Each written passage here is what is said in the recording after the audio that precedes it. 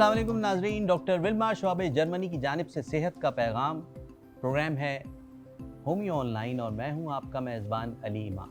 जी हाँ, सीज़न 2 जो है वो आप लोग मुलाहिज़ा फरमा ही रहे हैं। हर महीने हमारी शोआबे के फेसबुक पेज और यूट्यूब चैनल पे आप हर दफ़ा एक नई एपिसोड एक नए मौजू के साथ मुलाहिज़ा फरमाते हैं। नाजरीन, शोआबे का बुनियादी मकसद आप तक मुफीद और मुस्तनद मालूमात सेहत के हवाले से पहुंचाना है।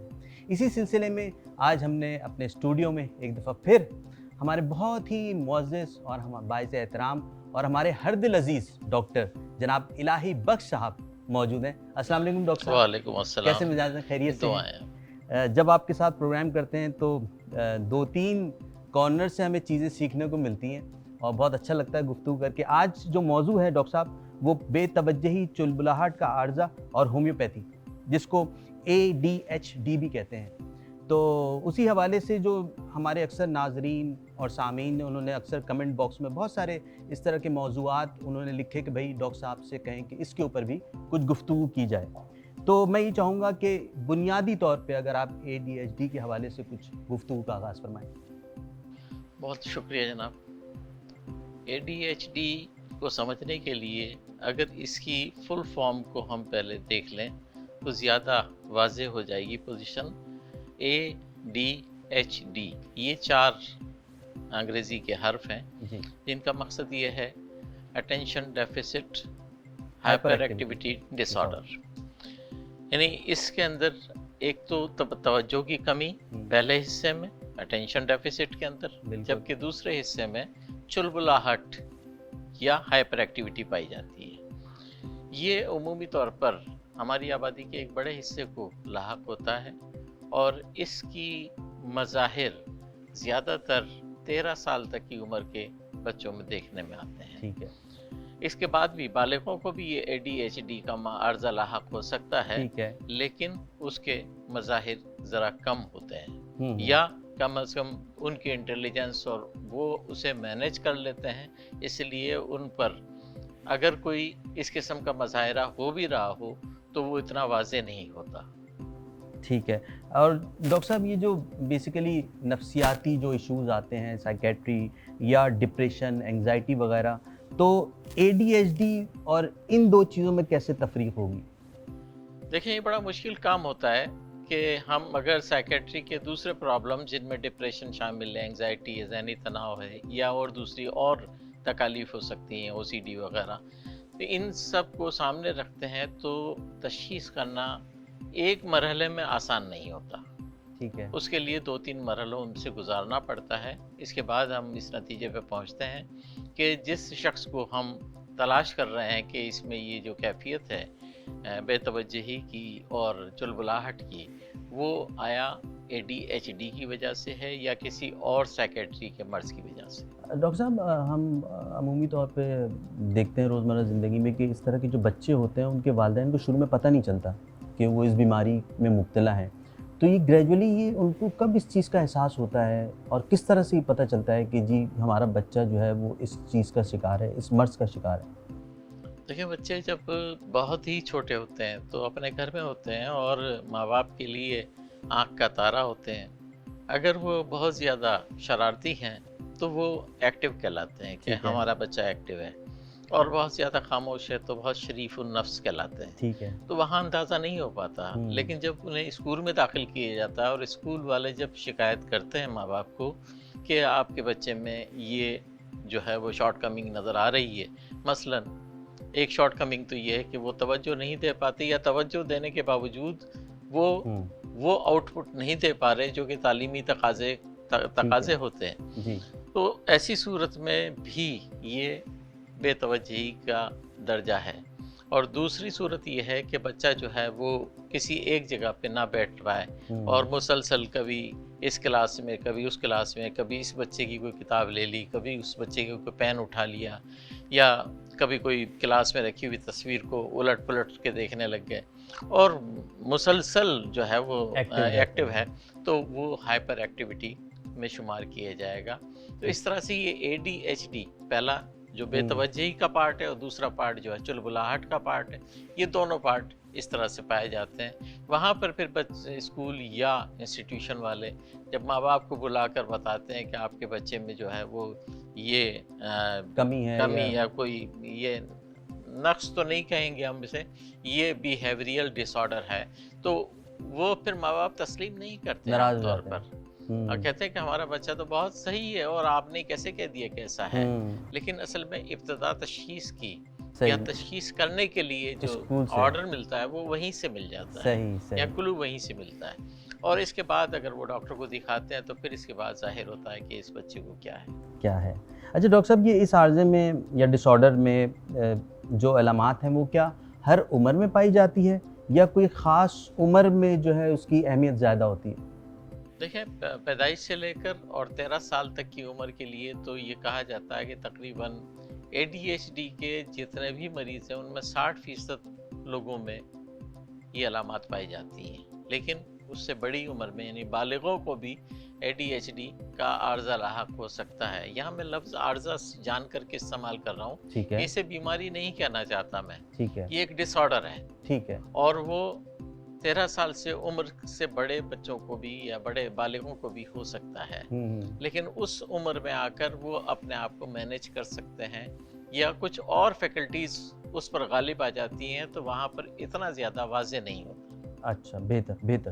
اچھا، بے توجہی اور چلبلاہٹ کی یہ اس عارضے کی قابل تفریق اجزاء ہیں، اگر ایسا ہے تو ان کو جداگانہ انداز میں ہم کس طرح سمجھ سکتے ہیں؟ دیکھیں، کچھ علامات اس قسم کی ہیں کہ جن میں سے اگر 5 پائی جائیں تو اسے اس مرض کا یا پارٹلی یا فلی طور پہ حصہ سمجھنا چاہیے.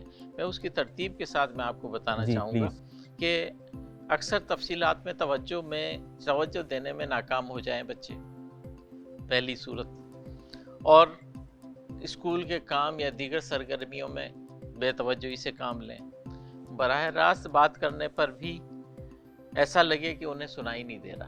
آپ نے دیکھا ہوگا کہ بہت سے بچوں کو مائیں آوازیں دیتی رہتی ہیں، مس نے پکارا یا کسی دوست نے پکارا، لیکن وہ نہیں، انہیں سنائی بھی دے رہا ہے لیکن وہ توجہ نہیں دیتے. بے توجہی جب کہہ دیا تو اس کے اندر یہ چیزیں شامل ہو گئی ہیں، اور اکثر ہدایات کو نظر انداز کر دیتے ہیں، اسکول میں دیے ہوئے ہوم ورک کی تکمیل نہیں کر پاتے، اور کام کو اگر تھوڑا سا بھی طویل ہو جائے تو اسے منظم انداز میں نہیں چلا سکتے، فوری طور پہ اس سے دل برداشتہ ہو کر الگ ہو جاتے ہیں.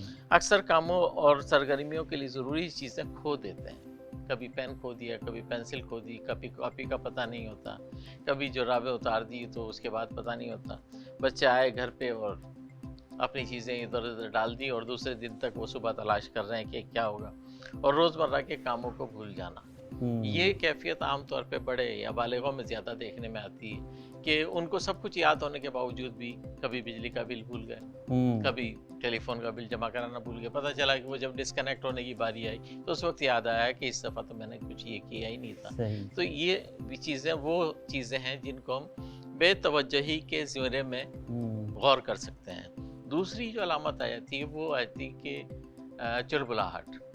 چلبلاہٹ کو آپ اس انداز میں سمجھ لیجیے کہ ایسا بچہ ایسا لگے کہ جیسے اس میں موٹر لگی ہوئی ہے، کہ کوئی چیز مسلسل حرکت. بالکل آپ نے دیکھا ہوگا، آپ نے اپنے کلینک پہ بھی دیکھا ہوگا یا کہیں اور مجلس میں بیٹھے ہوئے تو اگر میں ٹیبل کے اوپر ہاتھ رکھے ہوئے ہے تو میں نے ٹیبل کو جو ہے وہ اس طرح سے ٹک ٹک ٹک کرنا شروع کر دیا. یہ ٹیپنگ کرنا، مسلسل پاؤں کو میں موو کر رہا ہوں، کھڑے ہوئے تو مسلسل اچھل رہے ہیں، ہاں یہ پاؤں کو جو ہے ہلا رہا ہوں، یعنی بے چینی بہت ہے. یعنی ہر لحاظ سے وہ بے چین نظر آتا ہے، ذہنی لحاظ سے بھی بے چین نظر آتا ہے کہ کبھی کوئی کام کرنے کو جی چاہ رہا، کبھی کچھ کام کرنے کو جی چاہ رہا ہے. فوراً جو ہے ان کا ٹیرف چینج، مائنڈ کا ٹیرف چینج ہو جاتا ہے. ایسی صورت میں اسے چلبلاہٹ کے زمرے میں داخل کر دیتے ہیں. اور ایسے لوگ تو ڈاکٹر صاحب مطلب ہم نے بھی دیکھتے ہیں اکثر، اور ہمیں چونکہ شاید خود نہیں پتہ ہوتا بہت سارے لوگوں کو، تو وہ اس کو کسی اور طرف لے جاتے ہیں اور بیماری کو شاید ڈائگنوز بھی نہیں کر پاتے، اور پوری شاید زندگی گزر جاتی ہے ان لوگوں کی، اور پھر وہ ختم ہو جاتے ہیں اور پتہ چلا کہ وہ اس بیماری کے ساتھ ہی چلے گئے. جی ہاں، بے شک یہ بیماری جو ہے، بیماری بلکہ میں پھر کہوں گا کہ ڈس آرڈر جو ہے وہ زندگی کے ساتھ ساتھ چلتا ہے، لیکن ضرورت اس وقت پیش آتی ہے، اس کا اپنا کوئی نقصان نہیں ہے. جی اس میں اگر بے توجہی ہے یا اس کا کوئی نقصان نہیں ہے، لیکن اس کا بالواسطہ طور پہ نقصان یہ ہوتا ہے کہ فرد کی شخصیت مسخ ہو کے رہ جاتی ہے، اور پھر آدمی خود اپنے آپ سے بھی تنگ آنے لگتا ہے کہ مجھ سے یہ غلطیاں کیوں سرزد ہو رہی ہیں، اور اس کی وجہ سے وہ ڈپریشن میں چلا جاتا ہے۔ آپ کی اسی بات کو بالکل آپ جو ابھی فرما رہے ہیں، میرے پاس اگلا سوال بھی بلکہ کہ میں نے کہا کنیکٹ ہو جائے گا کہ ہماری یہ مطلب شخصیت پہ کس طرح اثر انداز ہوتا ہے. ہم اسی گفتگو کو کر رہے تھے، میں نے کہا ساتھ ساتھ سوال بھی رکھ دوں اپنا. دیکھیں شخصیت پہ اس طرح سے اثر انداز ہوتا ہے کہ آپ اگر کسی دوست سے کمٹمنٹ کرتے ہیں، آپ اپنے کسی اسٹوڈنٹ سے کوئی کمٹمنٹ کرتے ہیں کہ میں فلاں، آپ اپنے مریض سے ہی کمٹمنٹ کر لیتے ہیں کہ ہاں کل آئیے گا تو کل میں آپ کو دیکھوں گا، اور کل جب وہ آئیں تو اب آپ بے توجہی کا یہ عالم ہو کہ آپ کو پتہ ہی نہیں، یاد ہی نہیں آ رہا کہ وہ کل کوئی چیز بھی تھی یا نہیں تھی، یا کچھ کہا تھا یا نہیں کہا تھا. پتہ آپ 4 مریضوں کے سامنے بیٹھے ہوئے ہیں، اور اس کے بعد آپ نے آدھی بات ان سے پوچھ لی، آدھی بات کے لیے آپ کسی اور طرف ڈائیورٹ ہو گئے، تو یہ غالب شخصیت کے اوپر یہ چیزیں پھر ڈپریس کرنے لگتی ہیں کہ یہ اوورآل کام پر بھی اثر انداز ہوتی ہیں اور شخصیت پر بھی اثر انداز ہوتی ہیں. ڈاکٹر صاحب اس علاج کا اصول اور ہومیوپیتھی کے ذریعے اس کا علاج ممکن ہے؟ دیکھیں ہومیوپیتھی ہو یا کوئی اور سسٹم آف میڈیسن ہو، جب تک کہ کوئی دوا نہیں دی جائے گی تو اس وقت تک وہ ترغیبات بھی کام میں نہیں آئیں گی جو ہم چاہتے ہیں. ایک تو خود ہم اپنے آپ کو ترغیب دیتے ہیں کہ ہمیں ایسا نہیں، ایسا کر لینا چاہیے، اور دوسرے یا ڈاکٹر کی کونسلنگ بھی اس صورت میں کام میں آئے گی جب ہمارا ذہن کسی دوا کے زیر اثر آمادہ ہوگا کہ ہاں ترغیبات کو وصول کر کے اور پھر اس پر عمل درآمد بھی ہو. تو یہ ضروری ہے کہ ہومیوپیتھی اس معاملے میں میں سمجھتا ہوں کہ دوسری اور سسٹم آف میڈیسن سے زیادہ بہتر طور پر پر اثر ہو سکتی ہے، کیونکہ اس میں دماغی اور ذہنی علامات واضح طور پر دی ہوئی ہوتی ہیں، اور یہی کام جو ہے ہم ADHD کے مریضوں میں بھی دیکھتے ہیں، اور اس طرح سے یہ چیزیں دیکھتے ہیں. ایک اور چیز میں بات آ گئی تو واضح کرتا چلوں کہ جو ایک بہت بڑی تفریق ADHD اور نان ADHD کے اندر پائی جاتی ہے، جی ڈاکٹر صاحب، وہ یہ کہ یہ لوگ بڑے شارپ مائنڈڈ ہوتے ہیں. ٹھیک ہے. کبھی کبھار ایسا ہوتا ہے کہ ADHD کے مریض کی انٹیلیجنس اتنی زیادہ ہو کہ وہ اس کی خامیوں پر غالب آ جاتی ہے اور ADHD دب کے رہ جاتی ہے اور وہ بڑے کام کر جاتے ہیں. صحیح. لیکن ایک بڑی علامت یہ بھی ہے کہ یہ لوگ سولو ورکر ہوتے ہیں، یعنی کوئی ایسا کام جو ان کی ذات کی حد تک ہو تو اس کام کے اندر تو وہ بھرپور محنت کرتے ہیں، لیکن اگر اجتماعی طور پہ کام کرنے لگ جائیں، اگر اسے فٹ بال کھلانا شروع کر دیں تو شاید اچھا فٹ بالر تو نہ بن سکے، لیکن بال تھرو اگر دے دیا جائے ان کو تو اس میں بہترین ثابت ہوں. صحیح.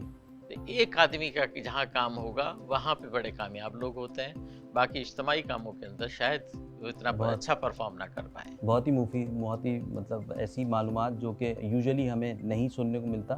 اور ایک چیز اس میں ڈاکٹر صاحب جو میں پروگرام کے کیونکہ وقت اب کم رہ گیا، میں یہ پوچھنا چاہوں گا کہ اس کے اندر میں نے یوزلی یہ دیکھا ہے کہ جو خواتین جب پریگننسی میں ہوتی ہیں، فیملی میں ہوتی ہیں، اور یوزلی ایک عمومی طور پہ ایک تاثر ہے جس کو میں چاہوں گا کہ آپ بتائیے کہ لوگ یہ سمجھتے ہیں کہ چونکہ وہ اسٹریس میں ہوتی ہیں، اگر خاوند بہت غصے والا ہے اور پھر اس کے بعد جب وہ اگر بچہ پیدا ہوگا تو وہ اس ڈس آرڈر کو لے کے پیدا ہوگا، تو کیا ایسا ہے یا ایسا نہیں ہے؟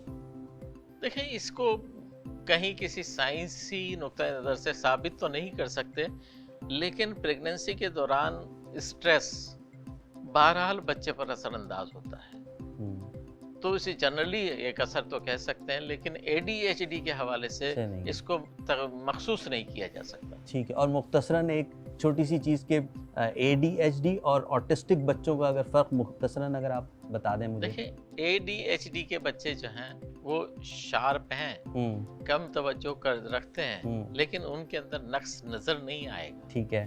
لیکن آٹزم کے بچوں میں واضح طور پر کوآرڈینیشن کا فرق واضح نظر آئے. ٹھیک ہے. چاہے وہ چہرے کے حوالے سے ہو، آنکھوں کی چھپکنے کے حوالے سے ہو، ہاتھوں کی موومنٹ کے حوالے سے ہو، گفتگو کے حوالے سے ہو، وہ آٹزم میں نظر آتا ہے. لیکن جو امریکن सेक्रेटरी के जो उसूल हैं जिनको DSM कहते हैं, तो DSM 5 के अंदर जो हम ADHD को शुमार करते हैं, जी तो ये भी एक जहनी नक्स तो है, जहनी डिसऑर्डर तो है, लेकिन ऑटिज्म नहीं कहलाया जा नहीं, सकता। ठीक है। बहुत शुक्रिया डॉक्टर साहब। हम आपसे गाहे बगाहे फ़ायदा हासिल करते रहते हैं। आगे आने वाली एपिसोड में भी आपको इंशाल्लाह ज़हमत देंगे। नाज़रीन, इसके साथ ही होमियो ऑनलाइन का प्रोग्राम अपने अख्तिताम को पहुंचता है। मैं आपका बहुत शुक्रगुज़ार हूं कि आपने हमारे प्रोग्राम को पसंद कर रहे हैं। सीज़न 2 को कमेंट के अंदर जो आप हमें जो अपनी आरा देते हैं, अपने मशवरे देते हैं, जिन टॉपिक्स के हवाले से आप कहते हैं, तो हम उसको भी शामिल करने की कोशिश करते हैं। शुआबे की ये काविश बुनियादी तौर पर एक सोशल सर्विस है जिसका मकसद सेहत और इलाज के मुतालिक मुस्तनद मालूमात और आगाही फराहम करना है। बाकायदा और मुकम्मल इलाज के लिए बराह करम आप अपने मुकामी होम्योपैथिक डॉक्टर से रुजू कीजिए। इस सोशल सर्विस के लिए शुआबे जर्मनी और पाकिस्तान में इनके exclusive partner doctor Hamid general homeo private limited और दारुल अदवियात की खिदमत काबिल कद्र हैं। इंशाअल्लाह इस सिलसिले के आइंदा प्रोग्राम में हम सेहत और इलाज के हवाले से एक नए मौजू को लेकर हाजिर होंगे। जब तक अपने मेज़बान अली इमाम को इजाज़त दीजिए। अस्सलाम वालेकुम वरहमतुल्लाह।